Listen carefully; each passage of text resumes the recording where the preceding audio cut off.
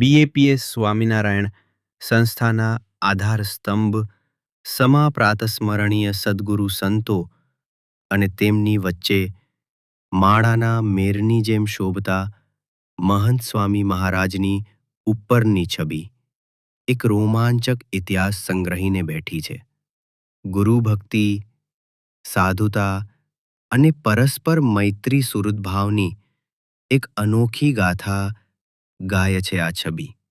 આ એ સ્થળ છે જ્યાં તા 17/8/2016ના રોજ બ્રહ્મ સ્વરૂપ પ્રમુખ સ્વામી મહારાજના અંતિમ સંસ્કાર કરવામાં આવ્યા હતા. તા 13/8/2016ના રોજ 95 વર્ષની વયે લાખોના જીવન પ્રાણ સમા પ્રમુખ સ્વામી મહારાજે તીર્થધામ સારંગપુરમાં અંતિમ શ્વાસ લીધા ત્યારે આઘાતમાં સરી પડેલા બીએપીએસ સંસ્થાના હરિભક્તો જ નહીં પરંતુ વિશ્વભરમાં ફેલાયેલા પ્રમુખ સ્વામી મહારાજના કરોડો ચાહકોના મનમાં એ સવાલ હતો કે તેમના સ્થાને હવે પછી કોણ? પરંતુ એ સવાલ ઝાઝી ક્ષણો સુધી ટકી શક્યો નહીં. પૂજ્ય ડૉક્ટર સ્વામીના એક વિધાન સાથે પ્રકાશિત થયેલો પ્રમુખ સ્વામી મહારાજનો માત્ર 5-7 લીટીનો પત્ર સૌને પ્રતીતિ કરાવી ગયો કે પ્રમુખ સ્વામી મહારાજના સ્થાને એ ધર્મગુરુ તરીકે જ નહીં પરંતુ તેમના સ્વરૂપ તરીકે હવે પરમ પૂજ્ય મહંત સ્વામી મહારાજ સૌને શીતળ છત્રછાયા આપશે. બ્રહ્મ સ્વરૂપ પ્રમુખ સ્વામી મહારાજે લગભગ 4.5 દાયકાઓ સુધી બીએપીએસ સ્વામિનારાયણ સંસ્થાના ગુરુપદે બિરાજીને માત્ર બીએપીએસ સંસ્થા જ નહીં, સ્વામીશ્રી ક્યારેય ચિંતિત દેખાતા નથી, થાકેલા દેખાતા જ નથી, જાણે કોઈ કામ જ નથી કે કંઈ કરતા નથી, નવરા હોય એવું મુખારવિંદ રહે છે. પણ એક ક્ષણ નવરા રહેતા નથી. આરામ તો કથન માત્ર છે. સાથે હરિકૃષ્ણ મહારાજ છે પણ તેમનું અખંડ અનુસંધાન, ભગવાનના સર્વકર્તાપણાનું અખંડ અનુસંધાન. સંતો હરિભક્તો તો એમનું સર્વસ્વ છે. પોતાની ક્ષણે ક્ષણ એમના માટે જ છે. પોતાની દેહક્રિયા પણ ભૂલી જાય છે. ભજન ભક્તિ, સેવા, કથા વાર્તા, ઉપદેશાત્મક વચનો, ઠાકોરજીના દર્શન, પૂજા બધું જ પોતા માટે જ કરે છે.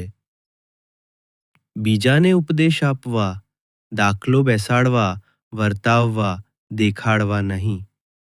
બધું સહેજે જ કરે છે. કારણ સહજાનંદ સિવાય એમને કાંઈ છે જ નહીં. સહજાનંદનો સહજ આનંદ. સહજાનંદના સહજ આનંદમાં હંમેશા તલ્લીન રહીને સૌને તે દિવ્ય આનંદ વહેંચતા પ્રમુખ સ્વામી મહારાજને કોટી કોટી વંદન લાગણી. સૃષ્ટિના સર્જનહારે માનવીને આપેલ અનુપમ ભેટ. માણસને જાનવરમાંથી મનુષ્ય બનાવનાર તત્વ. મનોચિકિત્સક રોબર્ટ વોલ્ડિંગરની સંસ્થાએ 75 વર્ષ સુધી અમેરિકાના રાષ્ટ્રપ્રમુખ જેવી ચોજીસ્ત નાની મોટી વ્યક્તિઓના જીવનનો અભ્યાસ કરીને તારણ કાઢ્યું છે કે વધારે માણસો સાથે સારી રીતે લાગણી ઓલીનોરો 35 ઓરીનો 35-60ના દાયકામાં વિદ્યાર્થી અવસ્થામાં એ બધા યોગીજી મહારાજના સાનિધ્યમાં સાથે રહીને જ યોગીજી મહારાજનો આધ્યાત્મિક લાભ માણતા હતા. છેલ્લા 60 કરતાં વધારે વર્ષોથી ચાલી આવતી એ બધા વચ્ચેની આધ્યાત્મિક મૈત્રીમાં આજે એવી ને એવી તાજગી તો છે જ, પરંતુ હવે તેમાં ગુરુ ભક્તિનો રંગ ઉમેરાયો છે. એ તમામ સમવયસ્ક સદ્ગુરુ સંતોની મહંત સ્વામી મહારાજ પ્રત્યેની ગુરુભક્તિ બીએપીએસ સંસ્થાના વર્તુળ બહાર અનેક લોકોને આશ્ચર્ય પમાડે છે. એક સુંદર ગઝલ છે પરદા.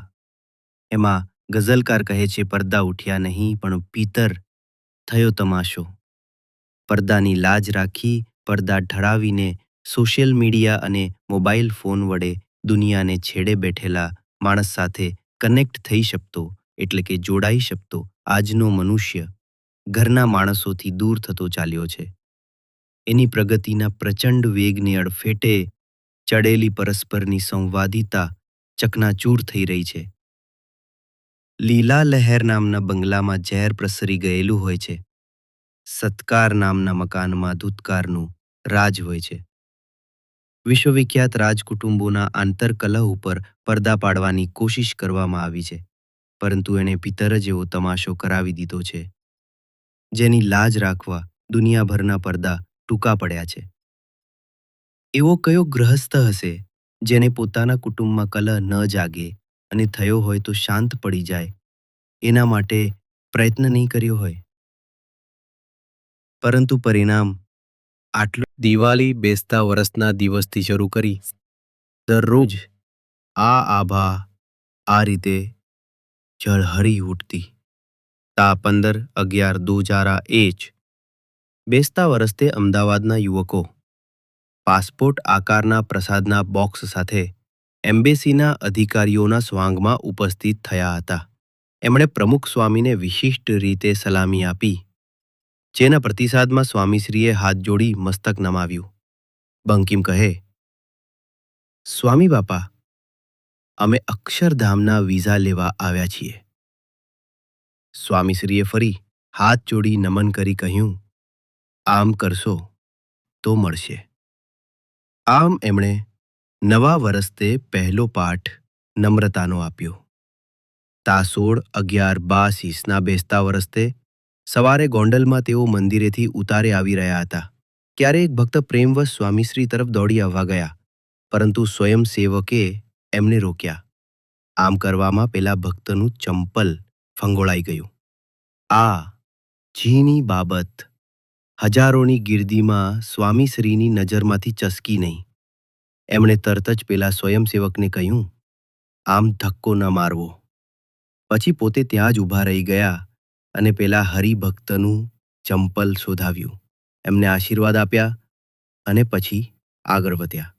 આમ નવા વરસતે એમણે વ્યવસ્થા અને વ્યક્તિ બંનેને સાચવવાની રીત શીખવી. 1926ની સાલના દિવાળી અન્નકૂટ એમણે સારંગપુરમાં ઉજવેલા. ત્યાં તુરખા ગામનો યુવક જયરામ સેવા કરવા આવેલો. મોહન થાળ ભરેલી તાસક લઈને એ ઠાકોરજીના ખંડ તરફ જતો હતો કે જે થાય તે. પણ સ્વામીશ્રીના ચિત્તની પ્રસન્નતાના કારણે બધું શમી જાય છે અને તેમની કૃપાથી સામાન્ય વ્યક્તિ પણ સામાન્ય સાધન સંજોગોમાં અસામાન્ય કાર્ય કરી બતાવે છે. Best management is that where common people with common means and in common circumstances do uncommon things. આ સ્વામીશ્રીના ચિત્તની પ્રસન્નતાનું પરિણામ છે. વળી ચિત્તની પ્રસન્નતા માટે તેમને ધ્યાનમાં બેસવું પડતું નથી, યોગ સાધવો પડતો નથી, એકાંત સેવવું પડતું નથી, ક્રિયાને જવાબદારીઓમાંથી અને ભજન ભક્તિ પૂજા પાઠમાંથી નિવૃત્તિ લેવી પડતી નથી. તેમને સહજાનંદનો સહેજે આનંદ રહે છે. સહજાનંદના સહજાનંદનું કારણ એ છે કે સ્વામીશ્રીનું ચિત્ત 101% મહારાજ સ્વામી શાસ્ત્રીજી મહારાજ યોગીજી મહારાજમાં ખેંચાઈ ગયું છે. શ્રીજી મહારાજે પ્રથમ પ્રકરણના 25મા વચનામૃતમાં વાત કરી કે જે ભક્તની ચિત્તવૃત્તિ ભગવાનના સ્વરૂપને વિશે જોડાણી તેને અષ્ટાંગ યોગ વગર સાધે સધાઈ રહ્યો. સ્વામીશ્રી તો અનાદિના ગુણાતીત સંત છે. બ્રહ્મ લટકા કરે બ્રહ્મ સાથે. પણ સમજવા માટે અને પ્રેક્ટિકલ થવા માટે સ્વામીશ્રીને આ રીતે સમજીએ. સ્વામીશ્રી છે એવા નહીં, પણ દેખાય છે એવી રીતે લઈએ તો સ્વામીશ્રી શાસ્ત્રીજી મહારાજમાં એવા તો ખેંચાણા કે તેમનું ચિત્ત સંપૂર્ણ રીતે યથાવત શાસ્ત્રીજી મહારાજમાં ઓતપ્રોત થઈ ગયો. તે સ્વરૂપ બની ગયા. અને શ્રીજી મહારાજના કહ્યા પ્રમાણે સ્વામી શ્રી ક્યારેય ચિંતિત દેખાતા નથી, થાકેલા દેખાતા જ નથી, જાણે કોઈ કામ જ નથી કે કાંઈ કરતા નથી, નવરા હોય એવું મુખારવિંદ રહે છે, પણ એક ક્ષણ નવરા રહેતા નથી. આરામ તો કથન માત્ર છે. સાથે હરિકૃષ્ણ મહારાજ છે, પણ તેમનું અખંડ અનુસંધાન, ભગવાનના સર્વકર્તાપણાનું અખંડ અનુસંધાન, સંતો હરિભક્તો તો એમનું સર્વસ્વ છે. પોતાની ક્ષણે ક્ષણ એમના માટે જ છે. પોતાની દેહ ક્રિયા પણ ભૂલી જાય છે. ભજન ભક્તિ, સેવા, કથા વાર્તા, ઉપદેશાત્મક વચનો, ઠાકોરજીના દર્શન, પૂજા બધું જ પોતામાંની જ કરે છે.